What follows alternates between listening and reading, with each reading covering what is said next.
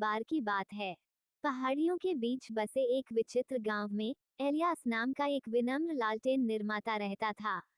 वह बेहतरीन सुंदरता के लालटेन बनाता था, जिनमें से प्रत्येक प्रकाश और रंग की उत्कृष्ट कृति थी। अपनी प्रतिभा के बावजूद एलियास एकांत जीवन जीता था। उसके शांत व्यवहार और अजीबोगरीब तरीकों के कारण गांव वाले उससे दूर रहते थे। एक ठंडी शाम, मिया नाम की एक छोटी लड़की अपनी भागी हुई बिल्ली के बच्चे का पीछा करते हुए एलियास की कार्यशाला में आ गई। अंदर से निकल रही कोमल चमक से मोहित होकर वह सावधानी से दरवाजे के पास पहुंची और अंदर झांका।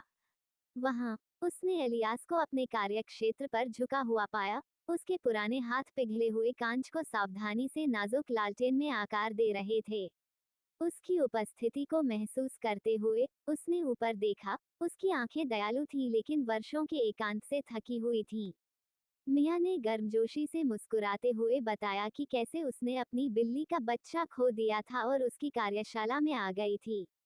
एलियास ने ध्यान से सुना। उसका दिल उसकी मासूमियत और जिज्ञासा से छू गया। बिना कुछ कहे उसने उसे एक लालटेन थमा दी, जिसकी रोशनी अंधेरे में आशा की किरण की तरह चमक रही थी। आभारी, मिया ने एलियास को धन्यवाद दिया और अगले दिन वापस आने का वादा किया।